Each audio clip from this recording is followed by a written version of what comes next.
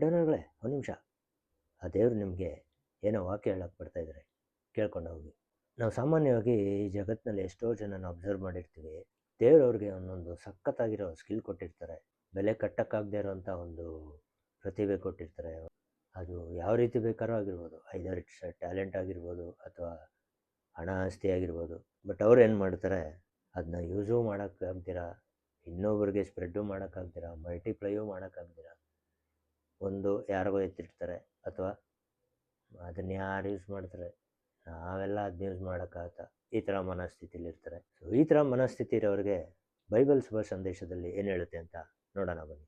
ಮತ್ತಾಯನ ಶುಭ ಸಂದೇಶ ಅಧ್ಯಾಯ 25 ವಚನ 15ರಲ್ಲಿ ಈ ರೀತಿ ಹೇಳುತ್ತೆ: ಒಬ್ಬನಿಗೆ 5 ತಲೆಂತು, ಇನ್ನೊಬ್ಬನಿಗೆ 2, ಮತ್ತೊಬ್ಬನಿಗೆ 1, ಹೀಗೆ ಅವರವರ ಸಾಮರ್ಥ್ಯಕ್ಕೆ ತಕ್ಕಂತೆ ವಹಿಸಿಕೊಟ್ಟು ಹೊರಟು ಹೋದ.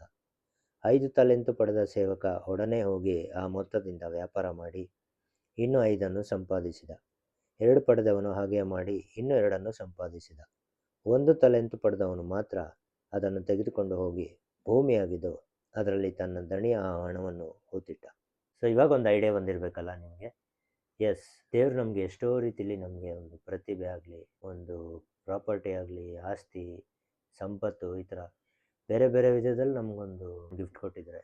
ಆದರೆ ನಾವೇನು ಮಾಡ್ತಿದ್ವಿ, ಅದನ್ನು ಯೂಸ್ ಮಾಡ್ತಾ ಇದ್ದೀವ, ಅಥವಾ ನಮಗೆ ಕೊಟ್ಟ ಸಂಪನ್ಮೂಲನ ಇನ್ಯಾರಿಗೋ ಎತ್ತಿಡ್ತಾ ಇದ್ದೀವ, ಅದನ್ನ ಮಲ್ಟಿಪ್ಲೈ ಮಾಡ್ತಿದ್ದೀವ, ಅಥವಾ ಬಡ ಬಗ್ಗರಿಗೆ ಹಂಚ್ತಾ ಇದ್ದೀವ, ಕೊಟ್ಟಿರೋ ಟ್ಯಾಲೆಂಟ್ನ ಕರೆಕ್ಟಾಗಿ ಯೂಸ್ ಮಾಡ್ತಾ ಇದ್ದೀವ, ಎಲ್ಲೋ ಉಪಯೋಗಿಸ್ಬೇಕಾಗಿರೋ ಥರನ ಇನ್ನೆಲ್ಲೋ ಉಪಯೋಗಿಸ್ತೀವಿ, ಇನ್ಯಾವುದೋ ಕಾರ್ಯಕ್ಕೆ ಉಪಯೋಗಿಸ್ತೀವಿ, ನಮ್ಮ ಪ್ಯೂರ್ ಟ್ಯಾಲೆಂಟ್ ಮಾತ್ರ ಹಂಗೆ ಬಚ್ಚಿಟ್ಬಿಟ್ಟಿರ್ತೀವಿ. ಹಾಗಾಗಿ ಇದು ಮಾಡ್ದಿರ ಆ ದೇವರಲ್ಲಿ ಕೇಳ್ಕೊಳ್ಳೋಣ, ದೇವರೇ ನನಗೆ ಈ ಥರ ಒಂದು ಪ್ರತಿಭೆ ಕೊಟ್ಟಿದೆಯಾ, ಅದಕ್ಕೆ ಧನ್ಯವಾದ ಹೇಳೋಣ. ಇದನ್ನು ಆದಷ್ಟು ಎಷ್ಟು ಸಾಧ್ಯ ಆಗುತ್ತೋ ಅಷ್ಟು ಪ್ರಾಮಾಣಿಕವಾಗಿ ನಾನು ಉಪಯೋಗಿಸೋಕೆ ನೋಡ್ತೀನಿ. ಇದನ್ನು ಗುಣಾಕಾರ ಹಾಕೋಕ್ಕೆ ನೋಡ್ತೀನಿ, ಇದನ್ನು ಮಲ್ಟಿಪ್ಲೈ ಮಾಡೋಕ್ಕೆ ನೋಡ್ತೀನಿ. ಒಂದಷ್ಟು ಜನಕ್ಕೆ ದಾನ ಧರ್ಮ ಮಾಡೋಕ್ಕೆ ಪ್ರಯತ್ನಿಸ್ತೀನಿ. ಒಂದಷ್ಟು ಜನಕ್ಕೆ ದಾನ ಧರ್ಮ ಮಾಡೋಕ್ಕೆ ನನಗೆ ಜ್ಞಾನ ಕೊಡು ಅಂತ ಆ ದೇವರಲ್ಲಿ ಪ್ರಾರ್ಥಿಸೋಣ. ಯಾಕಂದರೆ ಕೊಟ್ಟಿದ್ದು ತನಗೆ, ಬಚ್ಚಿಟ್ಟಿದ್ದು ಪರರಿಗೆ, ಆ ಥರ ಆಗಬಾರ್ದಲ್ವ.